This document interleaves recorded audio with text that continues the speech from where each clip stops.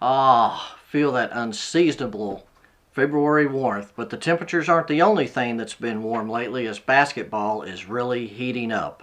I'm Leland Barclay and welcome to the River Valley Sports Report presented by the Northwest Arkansas Democrat-Gazette and sponsored by Ashley Air.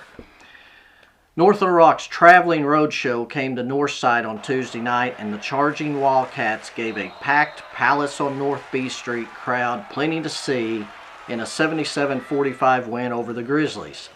Razorback signee Nick Smith scored 17 points and was dazzling at times. Oregon signee Khalil Ware had 16 points, 9 rebounds, 6 blocks, and 5 slams.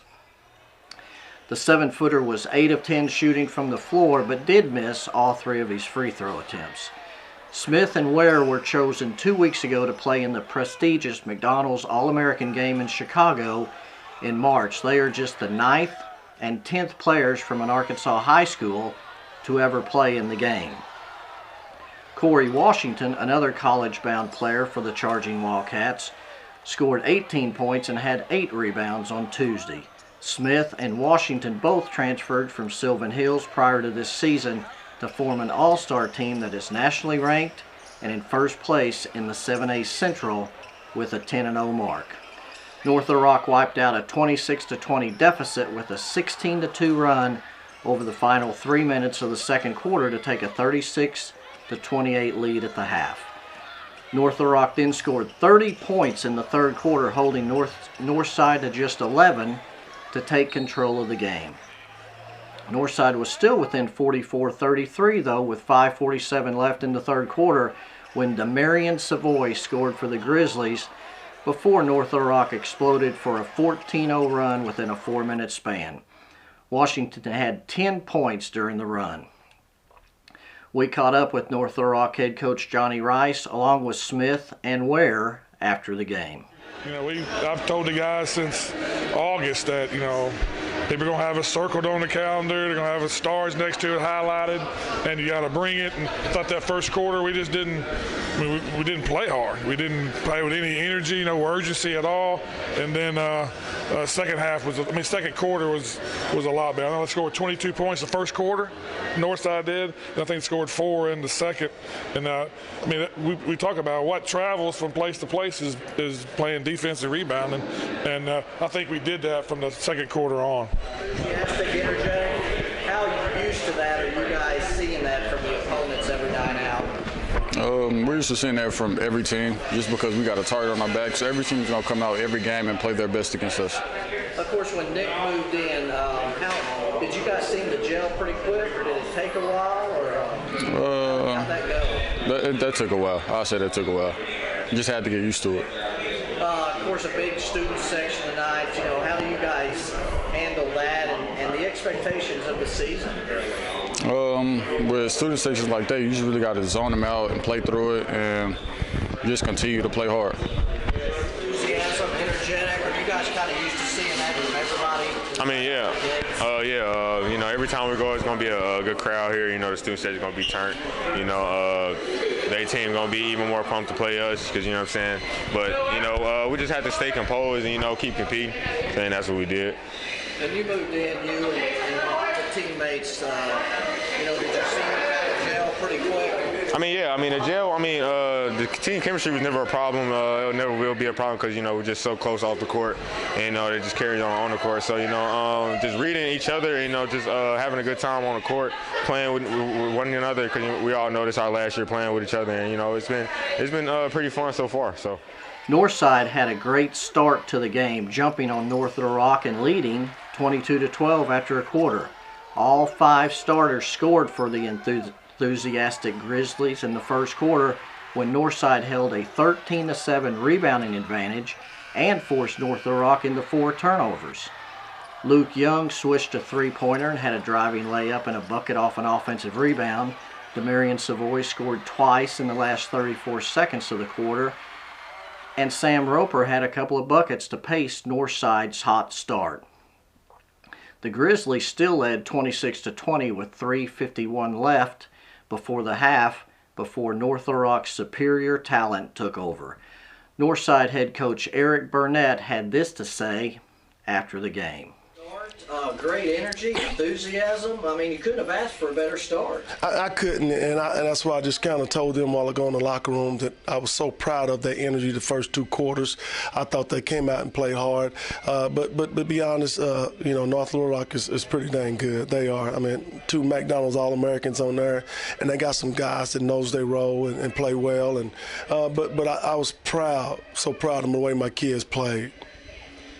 How in the world do you even prepare to play a team? Because it's not really just those 2 guys either. No, it's not. I mean, it's like pick your poison.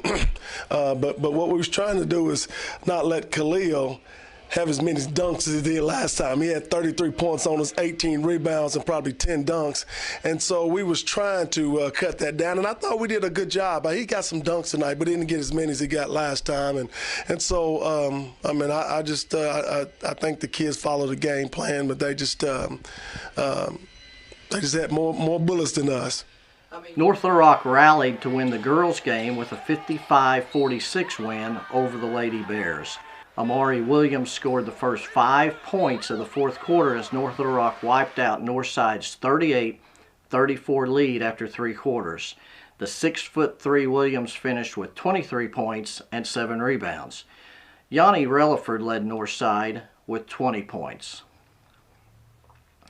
Last week, we wrapped up the regular season for the small schools with a trip to Mansfield on Friday night, where the atmosphere was fantastic, especially in the students section, where we saw a dinosaur, a chicken, and even ESPN made a guest appearance. Mansfield Lady Tigers rolled past Mountainburg to win their first conference title since 1997 with 8 straight wins in the 2A4. Mountainburg won the boys' game. But there was lots of other basketball on Tuesday. Tuesday is still rivalry night in the 5A West, and Van Buren swept Alma with the Lady Pointers winning 47-36 and the Pointers taking a 60-53 win. Jackson Cazell scored 20 points and had 6 rebounds for the Pointers. Glavin McDonald had 17 points and 6 rebounds. Connor Myers had 11 points and 5 boards. And Drew Braswell had 10 points, 4 rebounds, and 4 assists. Van Buren got off to a great start in the game with 20 points in the first quarter. Hunter McAllister added 14 points for Alma. The Lady Pointers were led by senior guard Brooklyn Kennedy, who scored 14 points. Allie Moss added 9 points for Van Buren.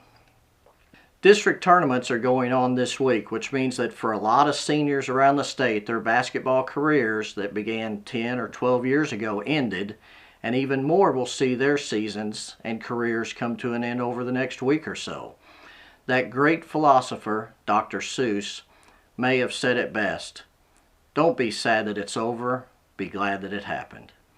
That's going to take us to halftime of the River Valley Report. We'll be right back after these words from our sponsor, Ashley Air, with Gimme 5. The Martins came over, we were having spaghetti when we suddenly noticed that we started getting sweaty as the temperature approached 90 degrees. My buddy said, "Man, you gotta call AshleyAir.com. When your air conditioner breaks, they're the one you want. AshleyAir.com. They're fast and they're good and they got it going on." The technician showed up the very same day. Got it fixed right and fast, he was on his way. When your air conditioner breaks, you know who to call. There's only one choice, AshleyAir.com. Gimme 5. Number 1, we start with, of course, the Northwest Arkansas Democrat-Gazette Player of the Week, Brandon Scott of Charleston. He had 26 points, including 5 3-pointers, and a 49-35 win over 4A4 league leader Waldron on Monday on senior night. He then went out and scored 26 points the next night in a win at Hackett, and followed that up with 38 points on Friday in a win against Danville. In case you're not keeping score at home, that's 90 points in 3 games of the final week of the regular season. Number 2, the Southside Lady Mavericks picked up their second 7A West victory on Tuesday in a 53-49 win over Springdale. Southside led just 31-28 at the half, but used an 18-5 advantage in the third quarter to propel them to the win. Michaela Tampus and Sierra Smith each had 11 points, and senior Addie Branham had 10 points. Number 3, the Van Buren Lady Pointers made it 2 in a row on Tuesday with a 47-36 win over Alma to complete the season sweep of their rivals from Crawford County. That's 2 in a row over Alma, as well as 2 in a row in the 6A West, after also winning last Friday over Mountain Home 51-48 in overtime. Kennedy scored 27 points and moved into 6th place as the all-time leading scorer in Van Buren girls basketball history, and now has 1,036 points. Number 4, the Greenwood Lady Bulldogs continued their dominating run through the 5A West with a 63-57 win over Siloam Springs on Tuesday night, a night after a Valentine's Day 79-42 massacre at Russellville. In the 2 wins, Maddie Cartwright had 43 points and 8 rebounds. Anna Trusty had 42 points, 12 rebounds, 9 assists, and 8 steals.